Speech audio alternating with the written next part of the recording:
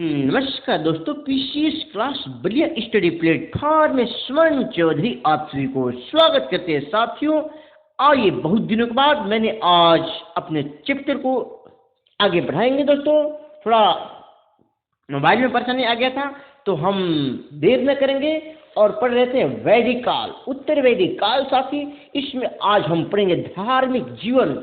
तो कॉपी कलम ले लीजिएगा और उत्तर वैदिक काल के धार्मिक जीवन के बारे में पढ़ेंगे, जो कि अति महत्वपूर्ण है मेरे मित्रों।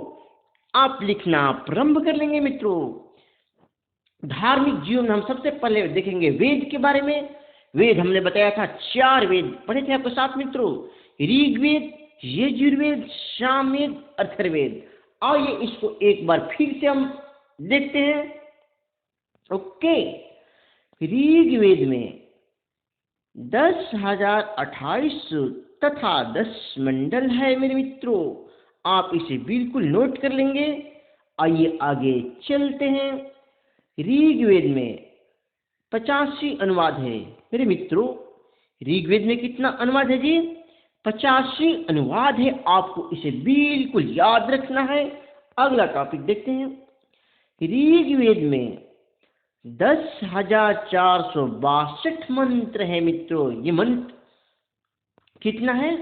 10,462, 10,462। आपको बिल्कुल याद रखना है मित्रों। आइए आगे देखते हैं। ऋग्वेद के क्या कहा मैंने जी? ऋग्वेद के उपवेद आयुर्वेद है। याद रखेंगे मित्रों, उपवेद क्या है? आयुर्वेद है। इंपॉर्टेंट क्वेश्चन है साथी। आइए आगे देखते हैं। इसके जनक धन्वंतरी है। यह चिकित्सा शास्त्र से संबंधित है। ये कौन संबंधित है मित्रों चिकित्सा शास्त्र से? ऋग्वेद। ध्यान रखना है ना, किससे संबंधित है? चिकित्सा शास्त्र से संबंधित है। आपको इसे बिल्कुल याद रखना है। चलिए आगे चलते हैं।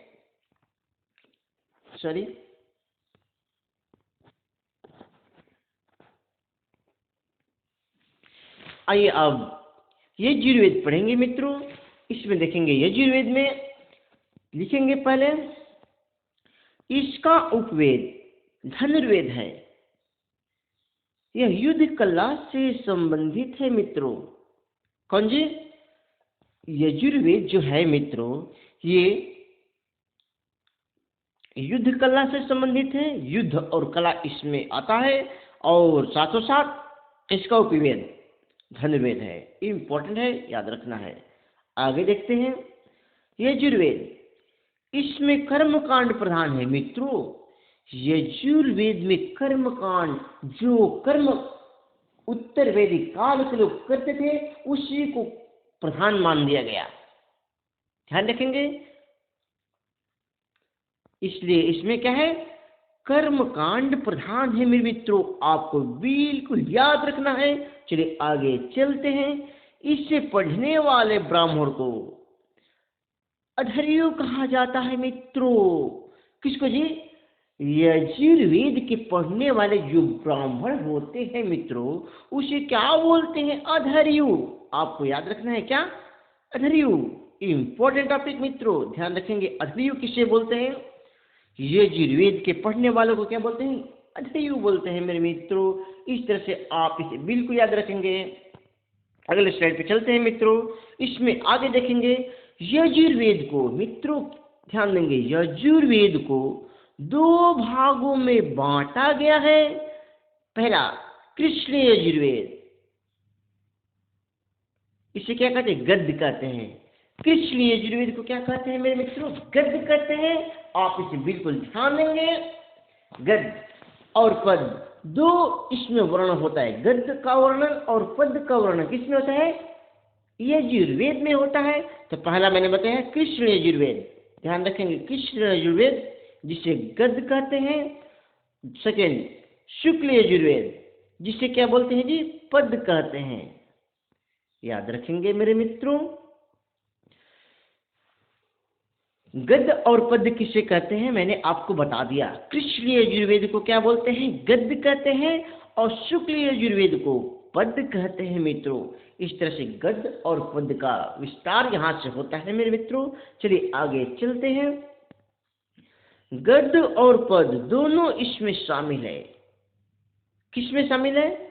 यजुर्वेद में गद्य और पद दोनों शामिल है मित्रों। आप इसे बिल्कुल याद रखेंगे। चलिए आगे चलते हैं मेरे दोस्तों।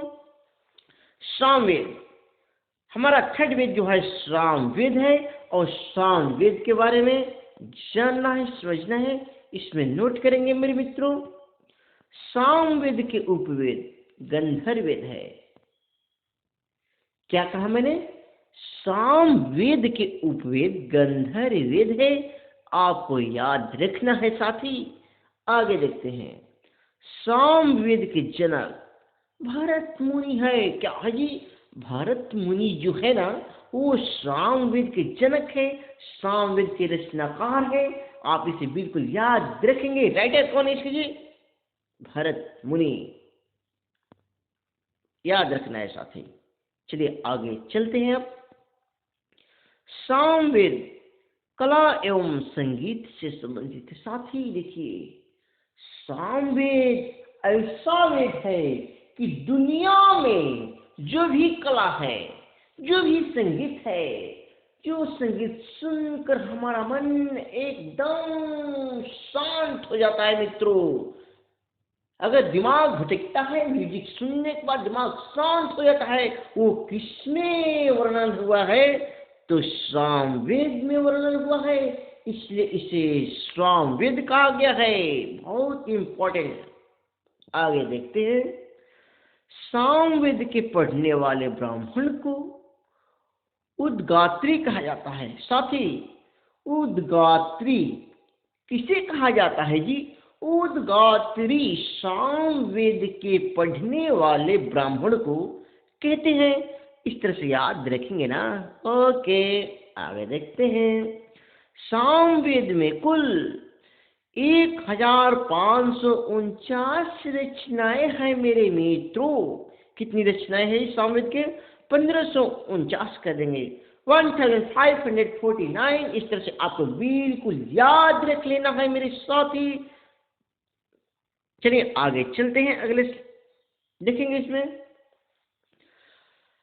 अब आइए हम पढ़ेंगे फोर्थ वेद, जो हमारा क्या है? अथर्ववेद। ध्यान रखेंगे, अथर्ववेद चौथा वेद है। इसमें टॉपिक समझेंगे। अथर्ववेद के रचना अथर्ववेद के उपवेद शिल्पवेद। शिल्पवेद मैंने क्या कहा जी? इसका जो उपवेद है मित्रों, थोड़ा टाइपिंग, हाँ, शिल्पवेद है उपवेद अथर्ववेद का। शिल्पवेद आगे देखेंगे। अथर्ववेद के रचनाकार अथर्वा ऋषि है। वाह, आप बिल्कुल इन ऋषि का याद रखेंगे।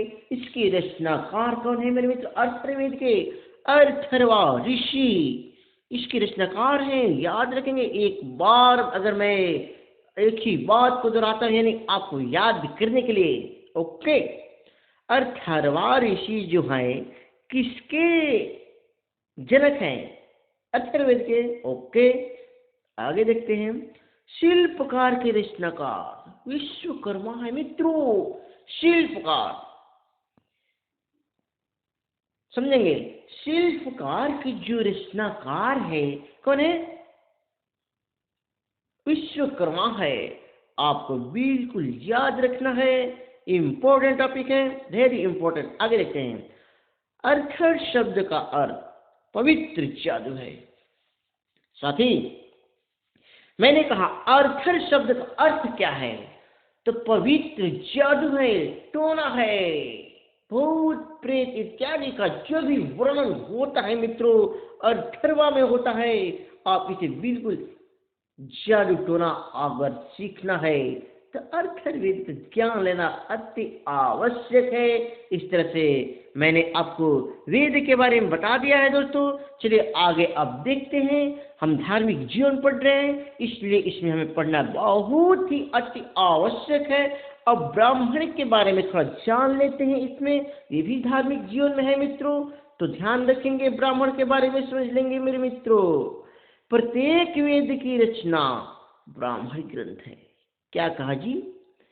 प्रत्येक ग्रंथ यानी जो भी ग्रंथ की रचनाएं हुई, प्रत्येक ग्रंथ में जो बन रहा है ना, उसके रचनाकार क्या है?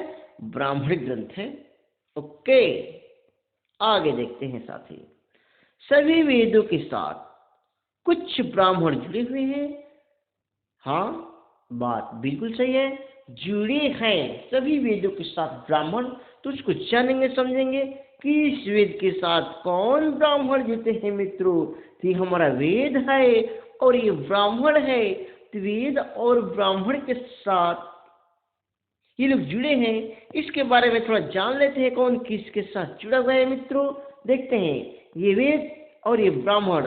तो आप एक करके लिखना प्रारंभ कर लेंगे मेरे साथी।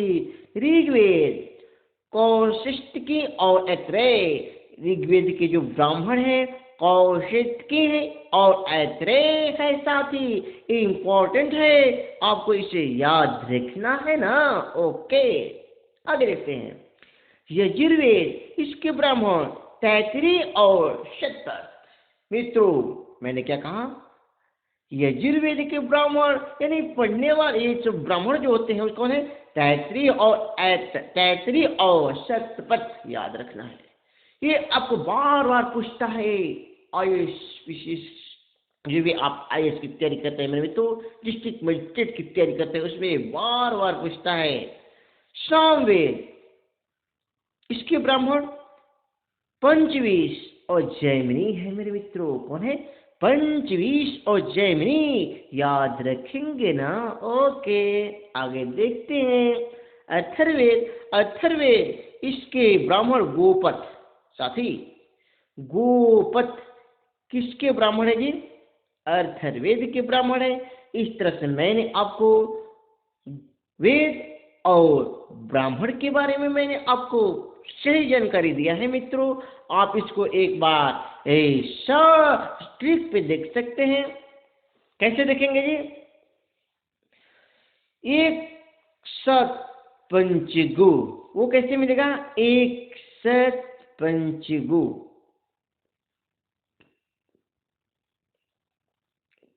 ठीक पर ध्यान न दें। चलिए आगे देखते हैं साथी। अभी तक मैंने आपको ब्राह्मण के बारे में जानकारी दिया है। आगे अभी इसमें बहुत अधिक टॉपिक है। आरण्यक है, उपनिषद है, वेदांग है, षड दर्शन है, पुराण है, रामायण महाभारत, स्मृतियाँ, धार्मिक आंदोलन। इस तरह से मैं एक का एक टॉपिक का वर्णन धार्मिक जीवन में आपको दूंगा। तब तक अगर मेरा वीडियो बढ़िया स्टडी चैनल आपको अच्छा लगता है साथी, तो प्लीज चैनल को सब्सक्राइब करके और वीडियो को एक बार झूम कर शेयर करेंगे मित्रों। तब तक चलते हैं। ओके, धन्यवाद।